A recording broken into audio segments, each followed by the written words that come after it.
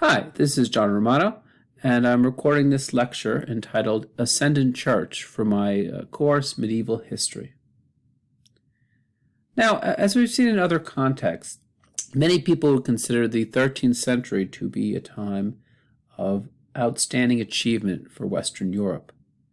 And although that is true generally, most people would say specifically we see that in the church.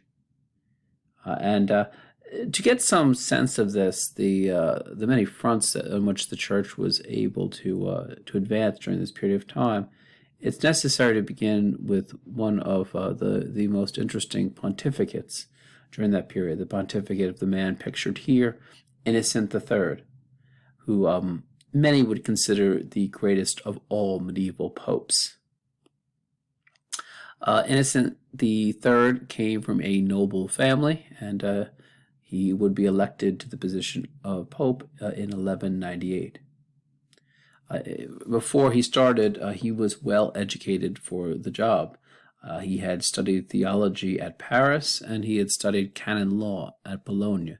And so you'll notice this is he's already part of this trend by which popes in this period now had to have university training to be able to complete their roles.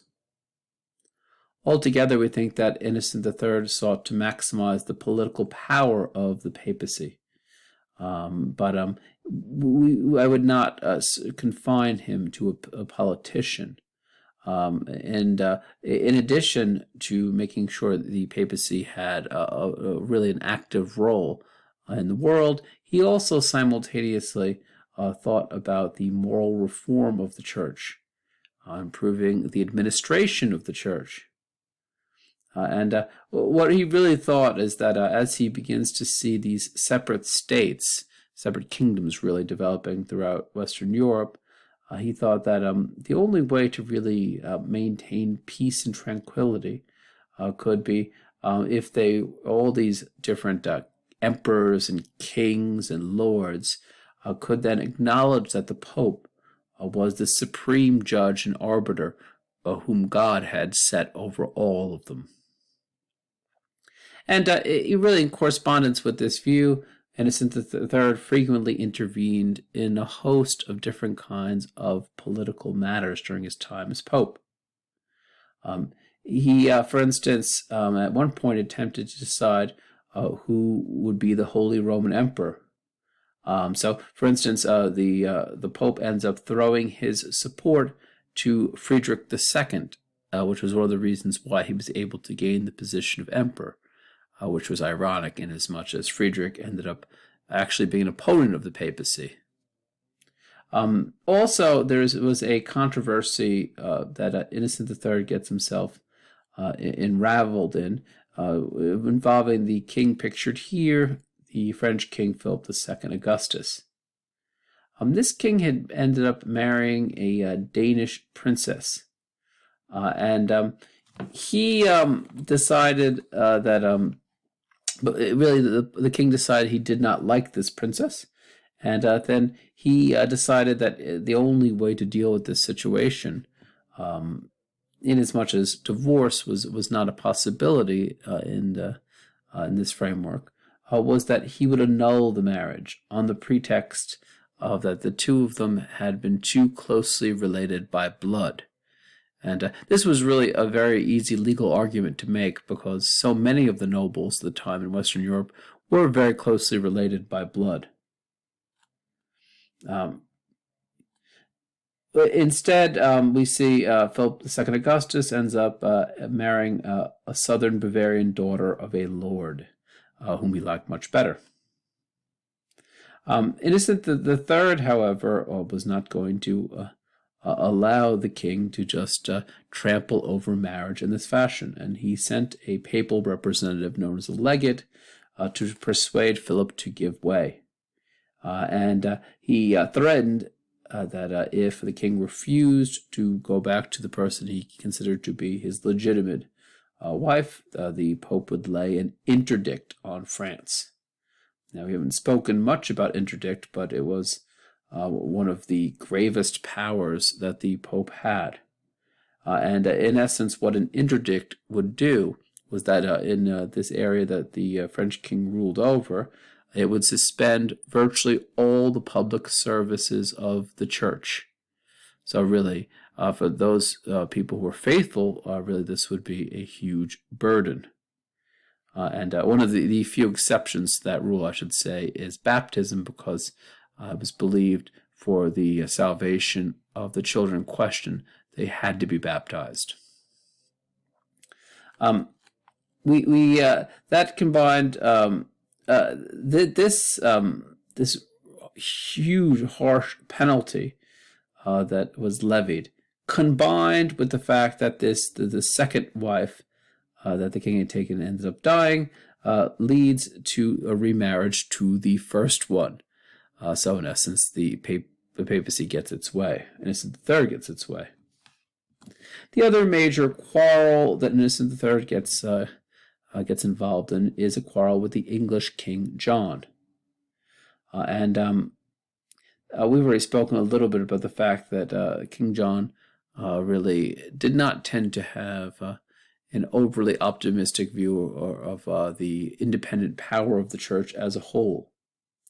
The conflict here that's very interesting is that there was a dispute in England about who was meant to be the appropriate candidate for the Archbishop of Canterbury, which, because this is such a powerful position in England, was really a hugely important one. One of the possible candidates was a favorite of the King John, and the other was selected by the clergy of Canterbury. So again, you see this kind of church-state debate going on, who gets to choose. So two separate men end up being elected, and this, of course, was a situation that could not be abided in any case. And Innocent III immediately intervenes. He insists that both sides will come to Rome, and then upon their getting there, the Pope annuls both elections. Because no one could really agree on either of the two people that had been proposed up until this point, Innocent III decided instead to suggest a compromise candidate. There's a statue of this compromise candidate, Stephen Langton, who was a priest from the English city of York. And on top of that was exactly the kind of man that Innocent III liked. He was a noted theologian. He was a cardinal. The monks decided that they were fine with this compromise.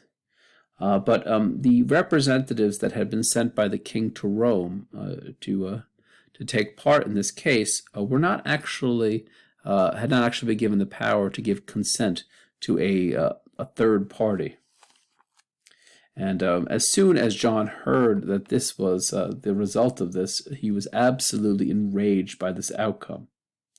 He found Stephen objectionable to start out with, and he found even more objectionable the idea that this man could be chosen without his assent. Innocent III, though, went ahead and made him an archbishop anyway, even above the king's objection. And so this really then becomes a direct challenge to the king's authority.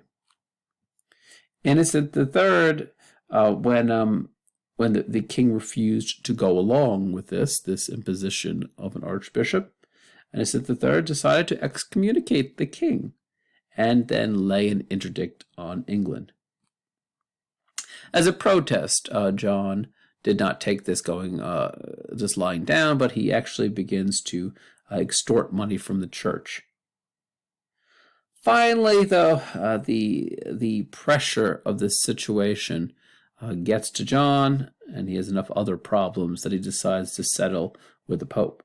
He accepts Stephen without conditions, although, to be fair, he never actually ends up having to return any of the money that he had stolen from the church. Innocent III is also active in the ecclesiastical realm, and in fact he calls into being the great general council of the church known as the Fourth Lateran Council. I'm showing here an early image of the Lateran Palace. And this council met in Rome in the year 1215.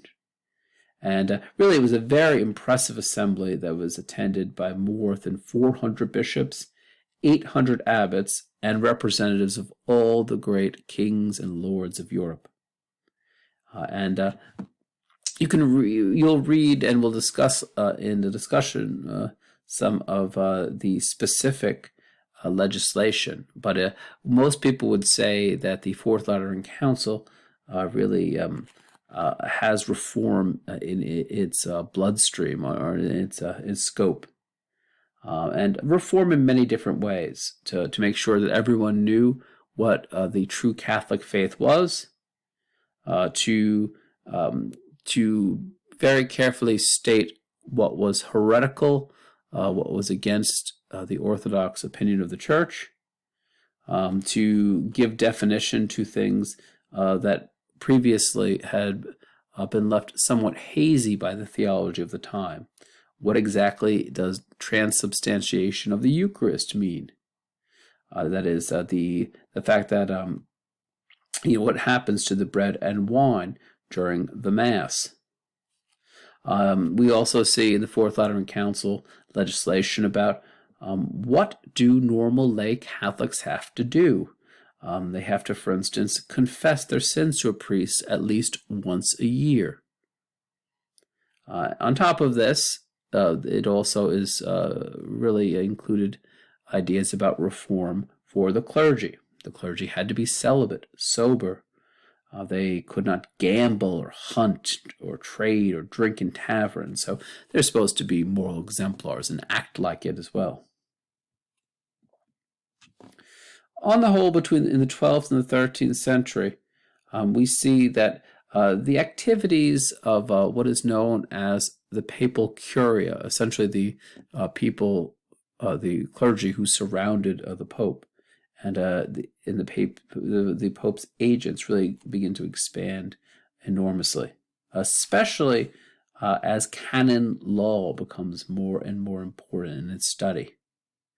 And really, altogether, all kinds of cases are going to be carried to the papal court. That doesn't mean that they're necessarily resolved soon, because papal justice becomes attractive, but in some ways it is time-consuming. It is very expensive, and we see on top of that, in some cases, the Pope's men will come to you. The papal legates, papal representatives, will begin to fan out and to represent the Pope's interests throughout Western Europe, and even beyond sometimes. So papal legates will try to, for instance, guide aspects of the Crusades. We also see that the Pope really sends out more and more letters to try to enforce his will throughout Western Europe. And really, the papal chancery that produces all sorts of letters becomes far more developed during this period, and even includes a copy of all the different letters that the papacy had sent out to guard against forgery. Also, the amount of money that the papacy has under its disposal is going to grow considerably during this period. Really, the papacy still has central Italian papal states right directly under its control. And like any other lord, the papacy gets taxes. But we also see that even outside of this area that's directly under the thumb of the Pope, in many cases, other countries like England will pay an annual contribution to the papacy, sometimes known as Peter's Pence. We see, on top of all these other things, the papacy, in some cases, will levy occasional taxes on the incomes of the clergy throughout the church to be able to supplement the kind of money that it had. Many people would say, as the Pope gains a greater control over the Christian religion as a whole and centralizes the church, the Pope and other important clergy member also increasingly will gain control of those people who are really outside the bounds of Christian society. And some people have even alluded to this as the beginnings of a so-called persecuting society.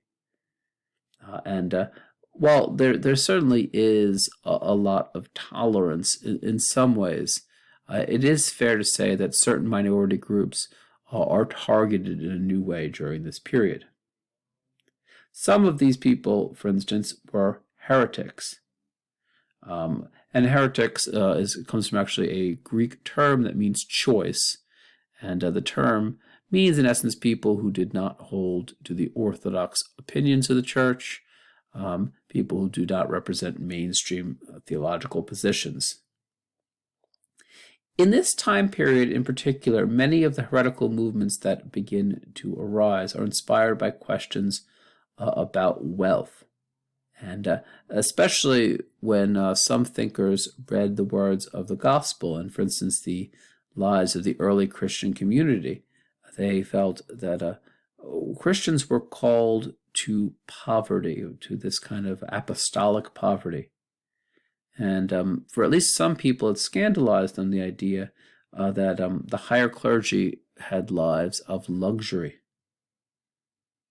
Now, some of the critics of the church would stay within the established church, while others and end up becoming such strident critics that, in effect, they end up rejecting the entire structure of the church.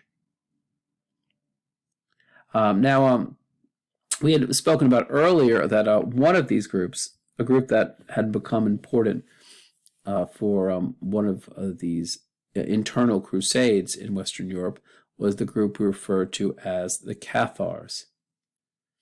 And we really do see that before this crusade, there was an attempt to root out the beliefs of the Cathars by peaceful means. Preachers were sent into the region, a papal legate was sent to try to coordinate their efforts. But we see that when preachers make no appreciable progress, the turn then is to violence, and specifically we said in the form of what is known as sometimes the Albigensian Crusade. And we really see that after the violence of the crusade, then the attitude was that there really still had to be a very careful kind of examination of the people who lived in regions, for instance, of southern France, to make sure that their belief was rooted out, the heretical belief that these people had. And in time, this is going to lead to the development of the Inquisition. The attitude of those who sponsored the Inquisition was that if a person was Christian and he rejected the teaching of the church, this was not, as one might consider in the modern world, just sort of a private matter. Instead, no, it was believed to be a fundamental attack on the values of the whole society. It was almost something like a treason against the society. And sometimes even referred to in medical terms, that was just like an infection. And just like an infection, if an infection is not treated, it can spread. These sort of wrong beliefs in the eyes of the church were often seen as a crime. And in part, that's because there really was no laissez-faire attitude towards incorrect belief, because the belief was that people could lead others into damnation. So really, their eternal souls were at risk here. What the church would end up doing then, as the result of this frame of mind, was that it commissioned certain clergy to act as papal judges or inquisitors, who were meant to seek out heretics. and their power would derive from the Pope. And so the attitude was that, although of course the actions of the Inquisition have now become infamous, the initial goal was to save souls and to avoid corrupting others who had not yet embraced these false beliefs. Some people will say, though, that as the Inquisition goes on, its methods are really, in some ways, questionable. You, for instance, were allowed to bring anonymous complaints. It's said, this sort of secrecy said, to protect people who were making accusations. But you can understand the problem here, which is to say that someone could just want your land, for instance, or have a private grievance against you and accuse you of having made a heretical remark, and you, as the accused, would have no idea who had brought these claims against you. Another thing that the Inquisition does is that, in fact, it regularly will use torture to produce confessions. And so, again, you can see the flaw in this, which is to say that when someone is tortured enough, they're liable to agree to anything that the person torturing them wants them to say. After someone was tortured and gave a confession, then someone could be turned over to secular authorities for execution or other punishment. So who were some of these other heretics beyond the Cathars? Another of these new groups that begins to grow up is a group that was known as the Waldensians. And in particular, its founder is a man pictured in this statue known as Peter Waldo, who, in addition to leading this group, had once been a prosperous merchant from the French city of Lyon.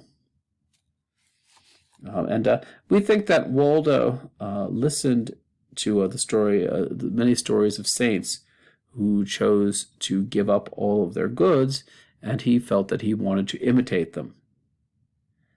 So he decided to give away all of his personal property at times in which he felt that he exploited people in business. He repays any money that he takes, any money from interest, and he begins to distribute his wealth to all kinds of worthy causes, the poor of Lyon. After that, he begins to beg to gain money. And here you can see this is just one manuscript that has an image of supposed followers of Waldo as he begins to become popular. And of course, it depicts them as witches. One of the interesting things about Waldo is that he wants to gain the source of all of the apostolic way of life, which is to say, he wants to read the Bible for himself. And he persuades priests to actually translate certain parts of the New Testament. And really armed with these kind of texts, he started to preach his conception of what the Bible really said. And this may, of course, appear not to be a danger to you at all, but to some people of the time, especially among the scholarly set, you could not just go and read the Bible and interpret it for yourself. I mean, there were a host of different interpretations that had grown up for centuries worth of dealing with this text. And so you couldn't just come at it with fresh eyes. The bishop would end up forbidding Waldo to preach without a license. He then would appeal to the Pope, who approved Waldo's plan of his group to live in poverty, but they did not give them leave to preach. Waldo and his followers, though, felt that preaching was absolutely essential, and he ignores the Pope's prohibition. And leading to, you can see in this manuscript, several images that depicted this group as essentially being almost demonic and doing all sorts of evil rites. Waldo's and his followers would later be known as the Waldensians. They would spread in France. They would spread in certain parts of northern Italy, Austria. And really, at first, we think that they do not attack the church as an institution, but they decided eventually that the teachings of Jesus really could all be found in the New Testament, and that there was nothing else that you needed for salvation. And that really, in essence, that the church, all of its interpretations for centuries, all of its rituals were really entirely useless altogether. And you can understand, of course, why that position would set them at odds with the church as a whole, and why, in time, the papacy could no longer allow them to continue, and why the papacy would condemn them as heretics and also begin inquisitorial processes against them. Some teachers also really similarly will go outside of the structure of the church. And that includes the person pictured here, known as John Wycliffe, who was a theologian at Oxford. Wycliffe starts his career attacking the wealth and luxury of the church. And this is not really a heretical position. It was held by many within the church as well. But he really did not feel that the church should, as a whole, have these kind of goods. Really, that these worldly goods should only be held at the discretion of secular authorities.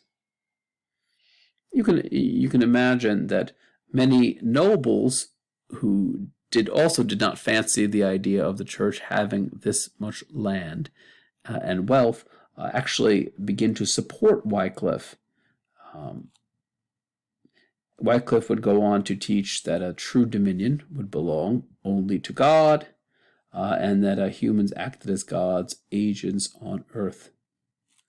And that only people really who were God's friends could exercise true dominion on earth. But people who fell into sin could not own property or exercise any jurisdiction.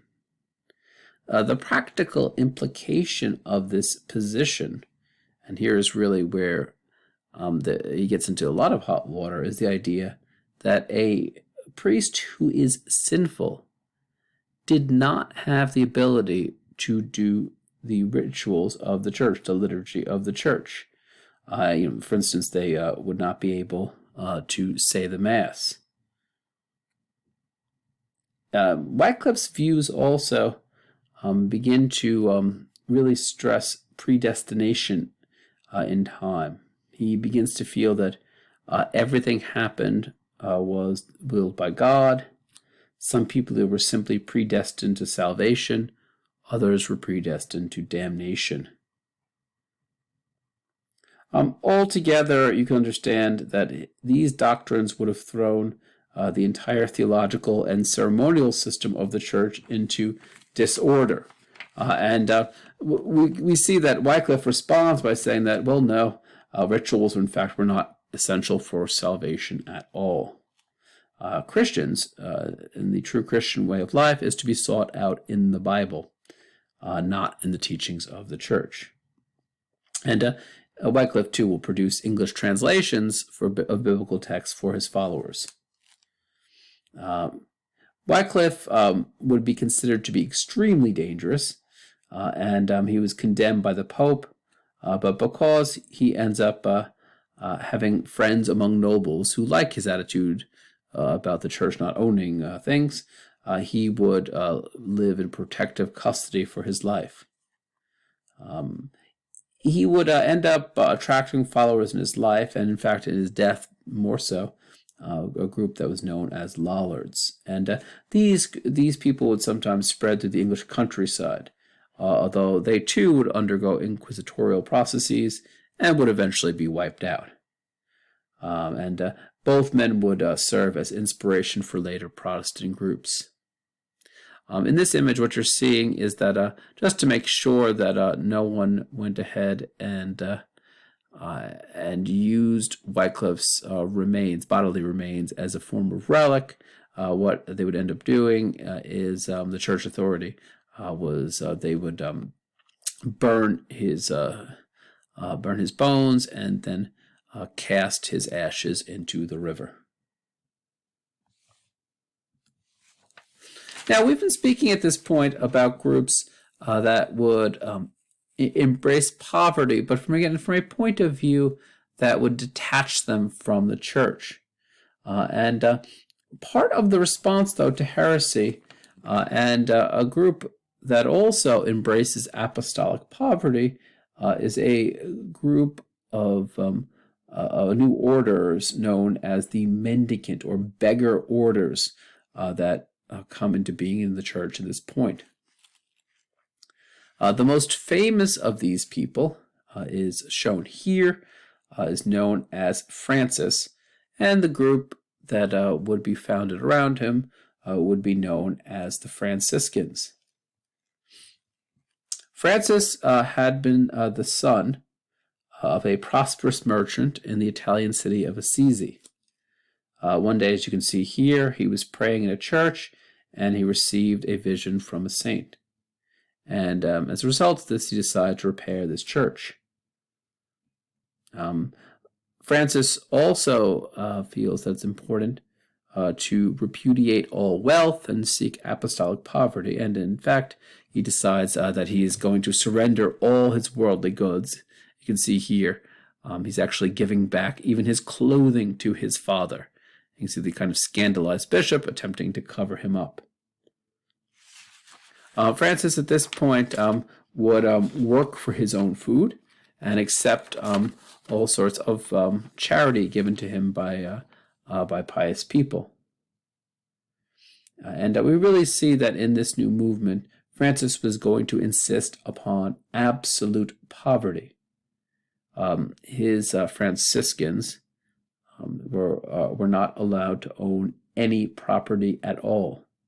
And in fact, at the early days of the order, they could not even touch money. From all sources that we have, we think Francis was an inspirational, charismatic leader, and he begins to gain followers in his own lifetime. And he, rather than just ignoring the structure of the church, we see that Francis was determined to work within the church, and he decides to go to the Pope.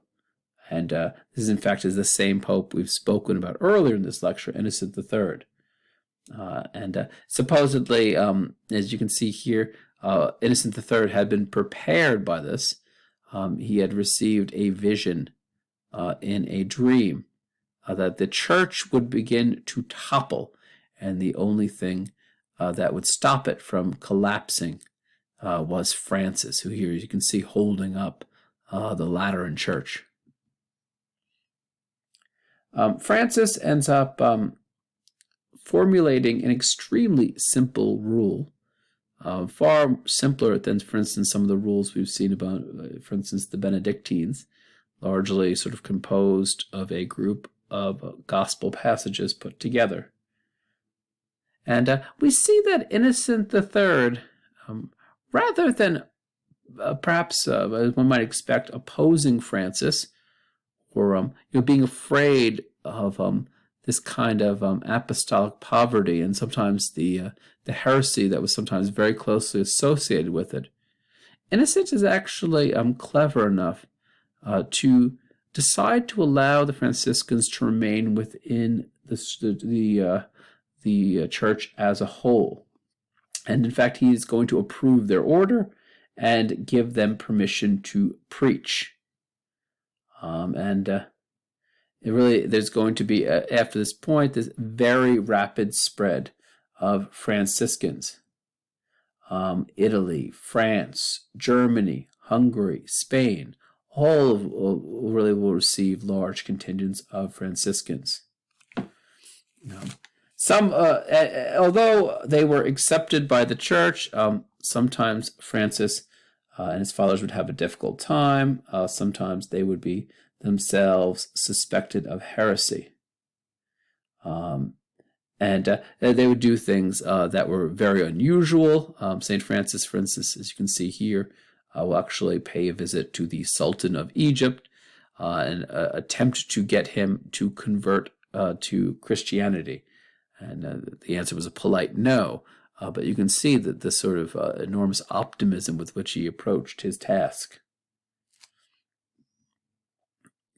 We really see that some of these images, or the image I've been showing you, are from the great church of St. Francis that was built in Assisi, far grander perhaps than Francis with his ideals of poverty would have liked. But here's Francis, for instance, preaching to the birds. Again, there's this really special connection to nature he supposedly had. We do think that the Franciscans as a whole have, in part because of the charismatic but not rule-oriented nature of its founder, will have a somewhat disorganized rule at first. And we do see that later Franciscans will have to somewhat compromise on their noble ideals about, for instance, completely distancing themselves from money. But we do see that the Franciscans will become a spiritual force for the rest of the Middle Ages. Here, of course, is one of the most famous scenes of Francis's life. This is when he received what is known as the stigmata, the wounds of Jesus that Jesus received on a cross. And this is an image of that famous vision that he received, during which he gets the stigmata. We also see that there is a female component to the Franciscans, and this image shows a picture of Clare of Assisi, who was inspired by Francis's example. And she ends up founding her own group that are known as the Poor Clares. And she too, like Francis, would have come from a family of wealth, and in fact even greater wealth than Francis. But really Clare finds Francis' message of absolute poverty to be very appealing, and she begins to follow it herself. And here is Clare, for instance, mourning at the death of Francis. One of the real sadnesses, though, of Clare's life is that she wanted to essentially do the same exact thing that the male Franciscans had done, go out and wander around preaching, beg for money, but this was considered to be unsuitable for the women of the time, and so to her great frustration, they had to live in an established house just like any other order of female religious. The other great founder that comes from a very similar period from Francis is known as Dominic, and shown here. And the group he ends up calling into being is known as the Dominicans. And whereas Francis is sometimes depicted as the great charismatic leader, Dominic himself was known to be an intellectual who had really a gift for administration and legislation. And he creates an order that is dedicated to preaching the word of God. It's also fair to say that the Dominicans too were swept up in this wave of poverty that was so characteristic of the spirituality of the time, but poverty was not stressed to the same degree as it was among the Franciscans. One had to be well trained in theology to become a Dominican, And really there was this great emphasis on intellectual study, on studying in universities. This was not seen to be an end unto itself, however, learning for the sake of learning. But once one learned theology to such a degree, then you could turn around and use that knowledge to be able to battle against heresy. And in fact, this is one of the reasons that some of those people who led the Inquisition were Dominicans, because they had the knowledge to be able to do so. Mendicants as a whole will be known not as monks, but as a new kind of creature. That is, both the Dominicans and the Franciscans as a whole. The term mendicant, as I mentioned earlier, simply refers to the fact that they would beg for their money. The fact that they were a friar, what it means in essence is that they were not tied to a monastery in the way that, for instance, traditional Benedictines had been. They were free then to go out, to wander, and to spread the power and the practices of the church. For instance, they could go out and, as I mentioned, they could preach against the incorrect beliefs of heretics. As we'll see more in a later lecture, they actually sometimes will become missionaries for instance, into the territory of the Mongols. We also see that mendicants have the ability to hear confessions. And this can be important because one of the benefits of having either a Franciscan or Dominican coming to your small village is that it may be at times where people who did not feel comfortable preaching their sins to their local priest could preach it, could say them instead to a Franciscan or Dominican. We think combined, the Franciscans and the Dominicans were able then to spread the ideals of the papacy, the highest ideals of the church, and again, some of the specific liturgical practice of the papacy as it developed in Rome. This could actually be communicated through these mendicant friars who really, as I said, had a wide range of where they could travel to. The final group I wanted to discuss a little bit here, and this is something we've seen already in part, is the Jewish population of Europe at this time. And this really ties into our discussion of the church in as much as was in part some of the attitudes of the church that was making their lives more difficult during the 12th and 13th century. Really, some people would say that this was a new period of turmoil and trouble for Jewish people in Western Europe.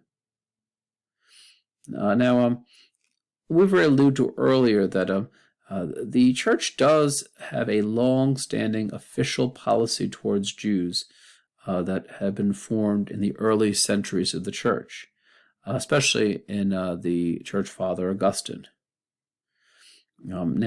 This attitude held that although the Jewish people had erred, it's God's will that they should always survive. They were witness to the historical reality of the old law, the law of the Old Testament, which was true. And so there was a remnant of the Jewish people that would survive until the end of time. And in fact, their final conversion, which was predicted in the book of Revelation, would herald the second coming of Jesus. So the official position of the church was one of toleration. It was a grudging form of toleration, but Jews had the right to practice their own religion and were not supposed to be forced to convert. But I should give you some idea, though, that these official positions were certainly not embraced with any kind of enthusiasm. And in fact, people acted in quite an opposite way by this image here, which shows Jews being thrown into the fiery pit in hell. In the 13th century, Jews have to wear a specific kind of clothing that marks them out as being distinctive. Hats, sometimes a badge. Jews were often thrown out of guilds, and in fact, to be able to join a guild, one needed to take a Christian oath, which really precluded any Jewish people from joining them. And in some cases, then Jews, and really in desperation to try to find a position that they could take up, they would often take the position of money lending. And money lending at the time often meant extremely high interest rates, which ended up causing animosity towards Jewish people. And you can see here there's a mild form of prejudice in as much as that Jews begin to be shown with these sort of very stereotypically negative images about, for instance, long noses and things like this. But there's an even worse side, of course, to this. And here's Jews, for instance, doing all sorts of evil rituals. We see that these sort of very negative stereotypes will lead to the massacres of the Jews before the First Crusade, especially in northern Germany that we talked about. What's even worse, and perhaps much more unimaginable to us, is that in addition to outright destruction, all sorts of wild slanders begin to come into circulation in Western Europe. There are supposedly instances in which Jews will desecrate the host. They will supposedly murder Christian children in sort of like a sort of bizarre parody of the crucifixion. None of these stories, of course, had any truth to them, but they were very widely circulated and could lead to even further feelings of ill will or outright violence at times. We also see that among Western European Christians, there are attempts to seize and burn the Talmud, which is really continues to be one of the central religious texts in Judaism. This combination of law, ritual, and folklore that really governed Jewish life and was pored over and studied on a regular basis, and still is today. We think that, in fact, what some Christians begin to argue is that the Jews had turned away from the text of the Old Testament, and now they only revere the Talmud. So the Talmud should be stripped from them. Mendicant friars will try to convert Jews, sometimes by rounding up Jewish populations and forcing them to listen to preaching. In other cases, Jews will be forced to take part in public disputations. And if you think that this just means that this is an open debate and Jews could possibly win against Christians, you'd be incorrect. The way that these things were set up is the Jews were meant to fail. All of this prejudice and violence ends up having the effect of, even in places where Jews were not killed, they were often expelled. In fact, in the end of the 13th century, Jews are driven out of England. At the beginning of the 14th century, they're driven out of France, and increasingly, they're going to get pushed further and further into the east, until finally many Jewish communities begin to grow up in Poland and other places in Eastern Europe. And we can see, just to give you some idea of this kind of symbolic presentation of the supposed errors of the Jews. These are two statues that sometimes would appear on cathedrals. On the left here you have church, which of course is she's shown as not only in a positive light, but being having her eyes completely open. Whereas on the right you will see the image of synagogue. And synagogue, as you can tell, has her eyes covered inasmuch as she is blind. She doesn't know the truth. So there certainly were victims, even in this period, where there are lots of advances. All right, thank you.